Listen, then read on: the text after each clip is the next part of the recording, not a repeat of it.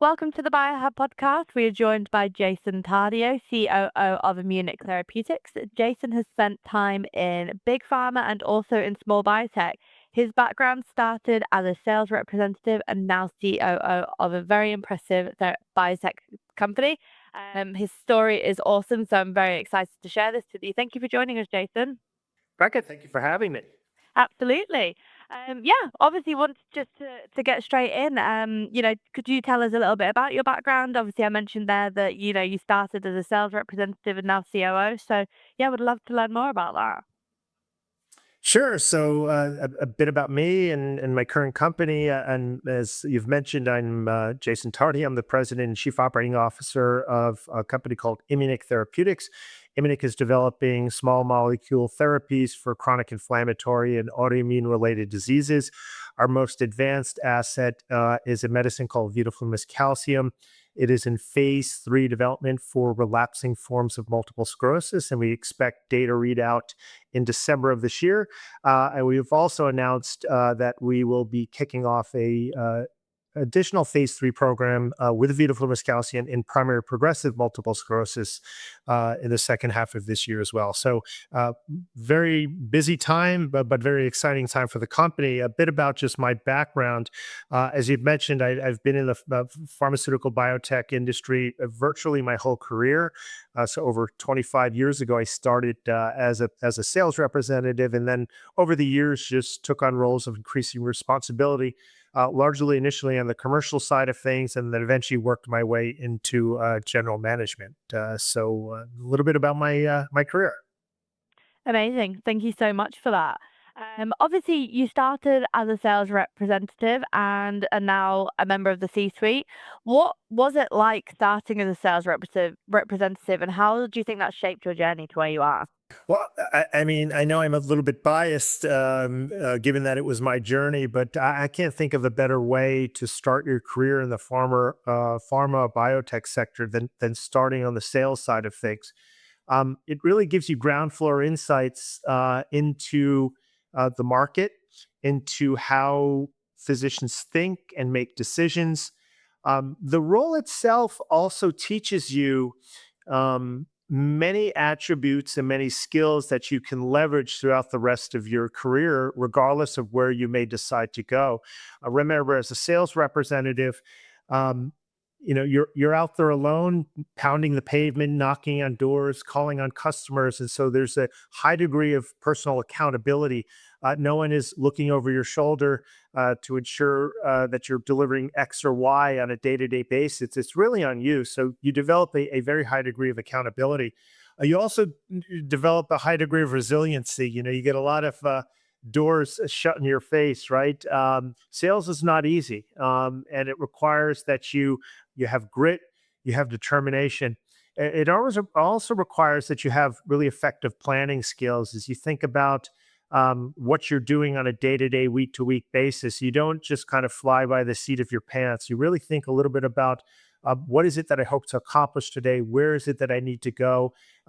Where is this customer on the sales journey? Are they prescribing our product? Have they not prescribed it yet? What are some of the objections that they've previously brought up? And really, it allows an opportunity for you to think mentally, to prepare, to advance a customer along a sales journey. But at the end of the day, I can't think of a better way to start again your career, because you really learn how this market thinks. And I would add here also that sales reps are all field facing roles, whether it's a sales representative, a medical science liaison. Some companies have roles called field reimbursement managers or national regional account managers. These are market access related roles. All of these field based roles in which representatives are the face of a company are vitally important to any biotech or pharma company. If you think about this, these are the individuals that shape the reputation of a company. These are the individuals that the treating clinicians engage with on a day-to-day basis. And so it's vitally important that you have great people in those roles.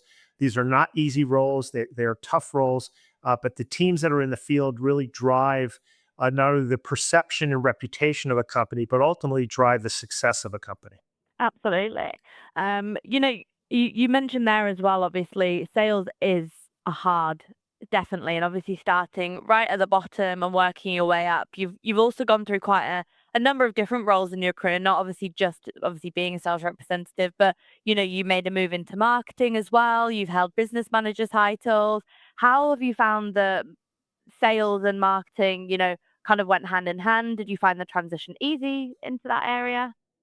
Well, sales and marketing are obviously they coexist with one another, and sales, if you really think about it, its core is it is a tactic. It is one tactical tool, probably the most effective tactical tool that any marketing organization can have to communicate a message, to try and change behaviors. But it is just one tactic and tool beyond a variety of other promotional levers that are pulled. And so, if you think about sales as a personal promotion, you have a human being delivering messages, delivering a story, moving a customer along a buying journey. You also have what are called non-personal promotional tactics, in which, obviously, as the name suggests, are other means in which you're communicating the story, communicating a message around a brand. This could be journal advertising, it could be online media, it could be social media, it could be print media, it could be marketplace education, lots of different tools. And so the hope here is you have a surround sound system in which you're constantly communicating with a customer via the mechanism that they want to digest that information. But marketing more is around the strategy. So marketing sets the bigger picture strategy, and then sales, as I've mentioned, is a tool to pull through that strategy at the customer level. And of course, as I've mentioned, it is usually the most effective tool to do so. Hmm. Absolutely perfect. Now, as well as obviously working in the US, which you're of course from, you did make a move to South America, and while you were over at Biogen, did you find that to be a big difference in what you had to do as a sales, well, obviously not a sales representative, but as a sales leader, coming from marketing, in those different geographical locations? Yeah, so I think the way that I would answer that question is threefold. So number one is you think about the general global pharma or biotech business. Any company that has a desire to be a global organization, there's three pillars of the business that you need to understand. You have to understand the U.S. business, just because in most for most products, most companies, most disease states, the U.S. business is going to drive the bulk of sales. And so it is a different market. It's a different beast, as we say. And so it's really important to understand the nuances of the US business. You also, though, need to understand the global business. So as companies strive to have global brands, more times than not, what they do is they develop and build teams that will drive, as I've mentioned previously, this aggregate marketing strategy at a global scale. And they'll take insights and glean insights from many geographies to build this cohesive global marketing plan, marketing strategy. That global strategy is then pushed down, if you will, to a local level for execution and adaptation.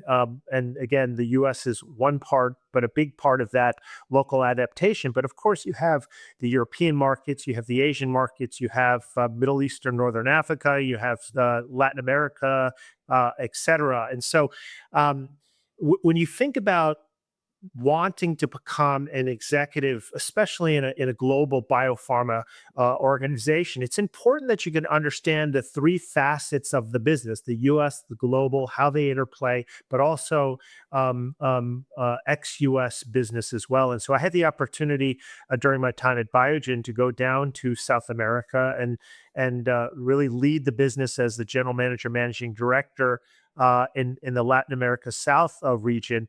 And that was just an amazing opportunity. I had never, I ended up hubbing out of Buenos Aires, Argentina. I'd never been to Argentina before. I had a limited understanding of the local markets, but not a strong understanding. I didn't speak the language. I didn't have any personal support system, and so it was a big change. And I grew in leaps and bounds, not only in my professional career, but personally. I tell people, if you want to learn a lot about yourself, pick up your life and move, 6,000 miles away from home with, by yourself, not knowing anyone, be tasked with kind of turning around a business, and you'll really learn a lot about who you are and what you're made of. But that experience was just a wonderful experience again for both my professional growth, but also my personal growth as well. That experience does sound really, really cool. But I also can imagine, as you mentioned personally, quite challenging as well, especially being by yourself, not speaking the language. What's kept you motivated all these years? And that could have been for some people, it could have been a bit of a breaking point. It could have, and for you, obviously, it really kind of strengthened your skill set and areas like that. So, what has kept you motivated in the industry? You've not come from a scientific background, so it's definitely something that's a little bit different. Yeah, the pharma biotech industry is unique and different, and than I think any other industry. And what really motivates me, first and foremost, is the potential impact that you can have on the life of a human being. I mean, think about this for a second. We strive to develop medicines, and the hope here is that you develop a medicine addressing an unmet need within a particular disease arena. And if you do that and you deliver upon that goal, you will have the opportunity to impact the quality of life or potentially extend, the life of an individual living with a respective disease, and that is an enormous. Um, uh, as I think about just driving factors, that's just an enormous opportunity that you have day in and day out. Now, the thing is, as you think about this, more times than not, you'll never have the opportunity to directly meet that human being that you have an opportunity to influence or improve their life. But it's there, and there's countless stories that I have in my career in which you've received unsolicited emails coming in from patients who are on your medicines, and they tell you about how the medicine has changed their lives. And for me, that is really what drives me. I think the other thing to think about our business is that it's intellectually challenging, right? I mean, we have an intersection of science, an intersection of business, an intersection of complex regulatory environments, and we have to constantly find a way to mesh these three things together to develop a coherent business and develop a clear plan forward. And so it's intellectually stimulating and challenging for me. The other thing is, I think about our business, you have to remember the pharma biotech world it's very long term work, right? If you're someone who just is looking for instant gratification, this is not the industry for you to be in, right? Oh, The clinical development timelines are very, very long. I mean, 10 plus years. I joke and say we're gluttons for punishment if we choose to get into this business, because more times than not, unfortunately, the work that we do fails more often than it does succeeds. But it's an arduous process in which you're constantly slowly moving things down through phase 1 development, through phase 2 development, eventually, hopefully, into a phase 3, and then you eventually have hopefully positive data. You have to file applications with the regulatory authorities and navigate that complex pathway. And then, if you eventually get a medicine approved, you need to successfully launch that medicine, which takes uh, time, energy, and effort, and it's hard. I mean, most medicines that get into the market, even in a commercial setting, don't meet their launch goals and objectives, and so it is a complex business, but it's also business, as I'd mentioned at the outset, is quite rewarding, and you have the opportunity to just change the life of a human being, and I can't think of any better business to be in. yeah, I completely agree. And you're not the first person to give me that answer, and I think it's just such a great answer, especially, if you're not maybe a medical doctor or someone that is maybe a surgeon that's actually operating on and holding the life in their hands. But, you are making such a massive difference to someone's life, no matter where they are, and probably a lot more people than you can even think. So it is definitely really exciting. Um, you've been in obviously large pharma, so you've been at Biogen, you've been at Novartis, then you made the move over to smaller biotechs. Probably a lot trickier to work in. How have you found the difference, especially from a sales point of view, from a marketing point of view? I mean, just commercial in general. How have you found that to be a big change? Well, clearly there's a lot of differences. I mean, the ultimate goal is the same, whether at a large pharma company like a Novartis or a small, small cap biotech startup organization. The ultimate goal is the same again, right? It's to develop innovative therapies that address an unmet need and ensure that you can get that to a patient to change their life. And so that is a constant thread, whether you're at big pharma, whether you're at a small biotech company.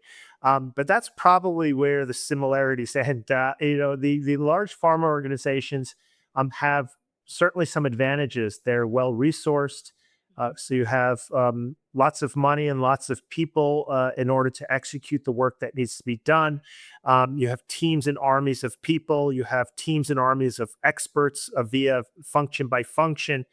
You have a usually a very diverse and large pipeline, and so there's a diversification of risk associated with those respective companies. If you have one asset fail in a pipeline, it doesn't really mean much. Certainly, some hurt more than others, but in the scheme of things, if you're at a Novartis and a program fails, then you just kind of move on to the next. Mm. But large pharma also comes with some downside. These are complex organizations.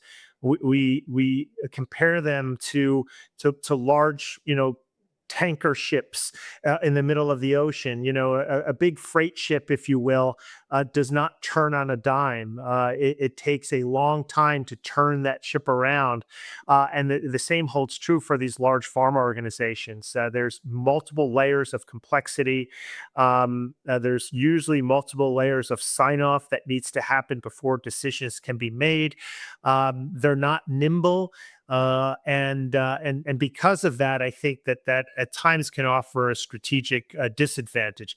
Now, on the biotech side of things, especially the smaller biotech, the opposites hold true. So, where the strength of the large pharma is the resourcing and the degree of specialty, the degree of expertise, at small pharma, you usually have limited resources. So you have finite resources. And so you have to really, it forces you to prioritize the work that you do and to ensure that you're having maximum impact utilizing the limited number of resources, whether that be people or money that you have.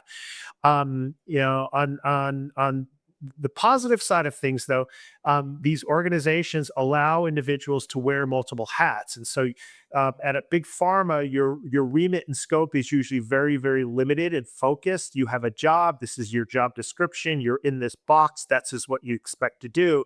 At biotech companies and smaller organizations, you're going to be asked to do much more than just a box. In fact, we look to hire people that have the ability. We joke when we say we hire brains, not bodies, right? We look for people with strong aptitude that can do multiple things, that can work across multiple functions within a vertical, but also can spread their own wings to learn other aspects of the business.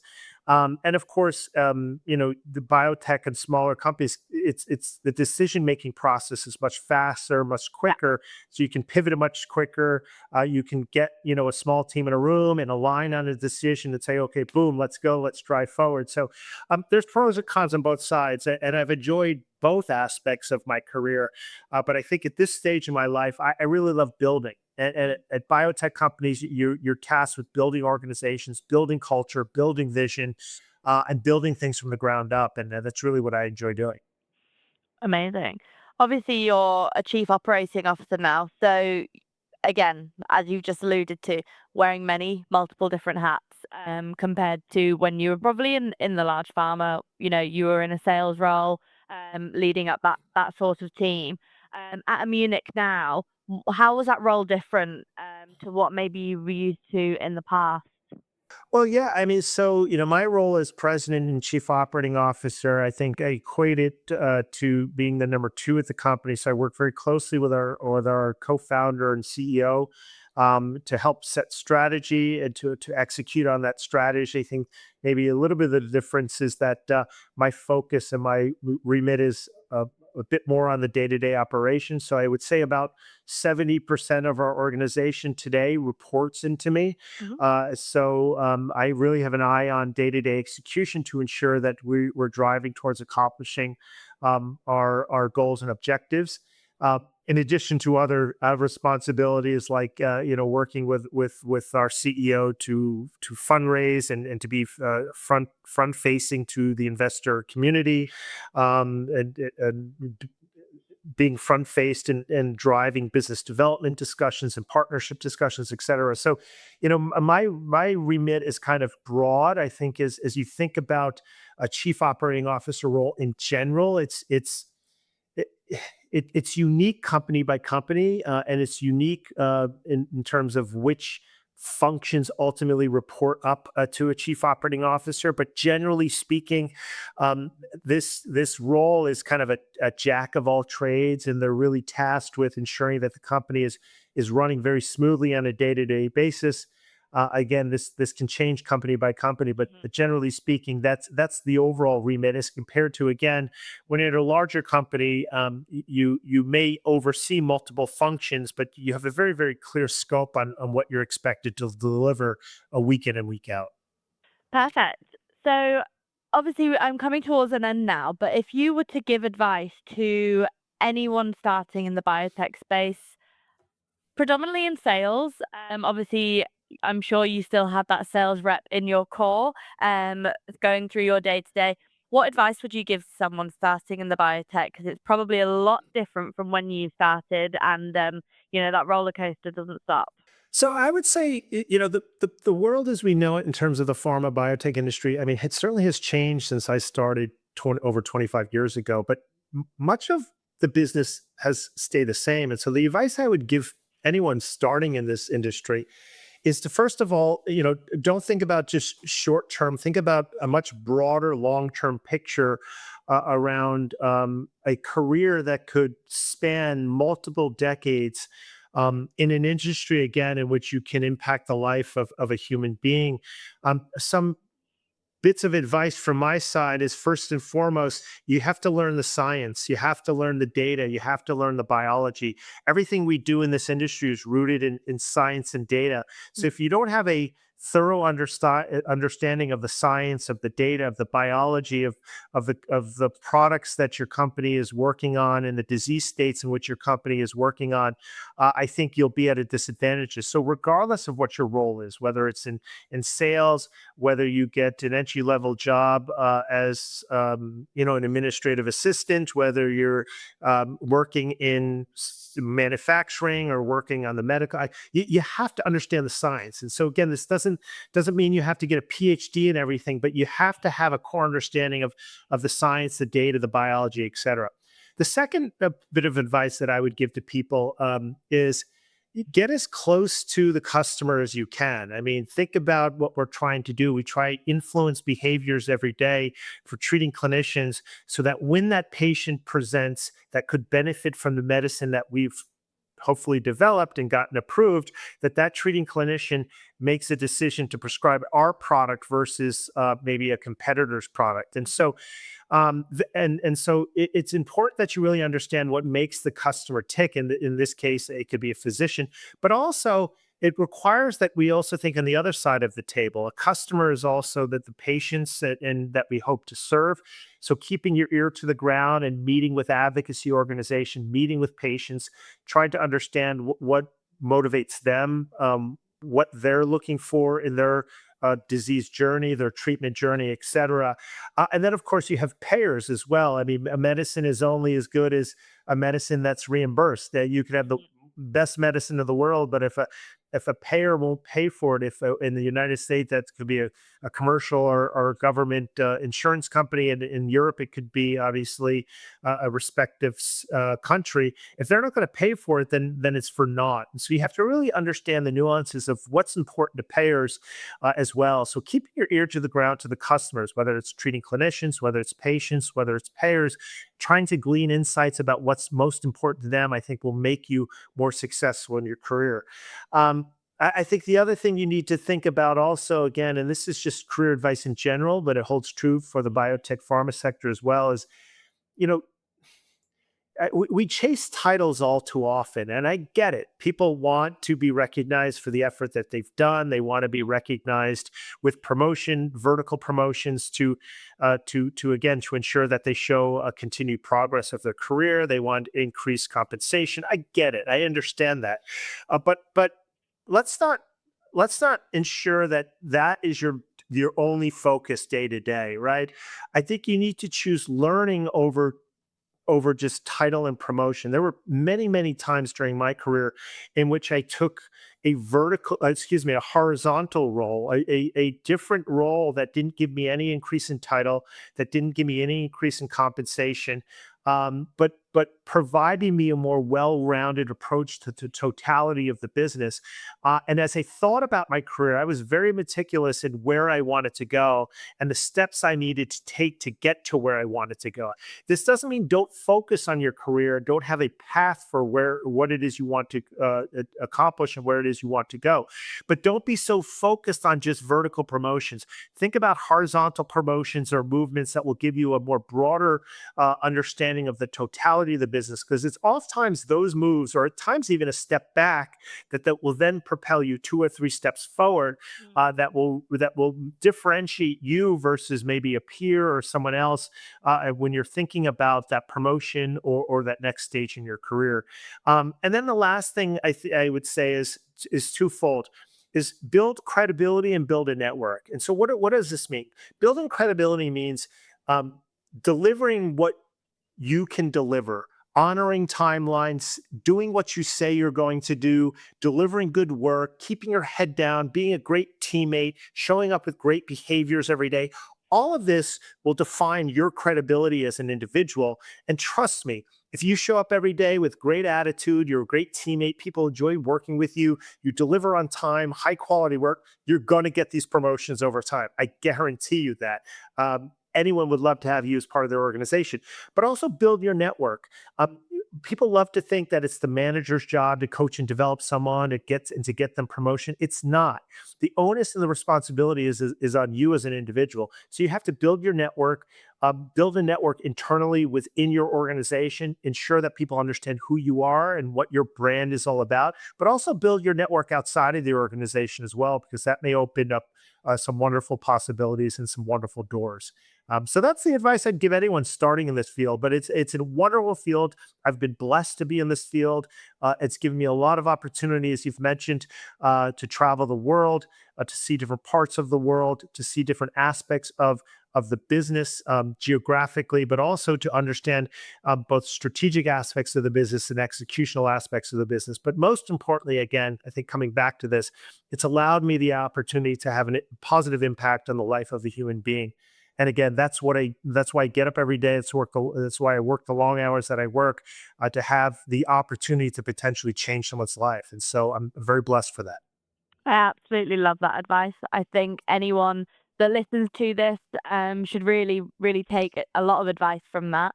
I see it as well in our job that people do sometimes title chase, as you mentioned there. And I think, impacting a human's life, as you've just mentioned, you might need to take a little sidestep, do a little bit more learning.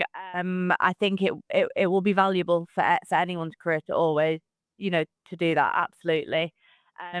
But thank you so much for taking the time. It's been a pleasure to have you on, learning all about your background. So thank you so much. Thank you for having me. I really enjoyed it. Thank you.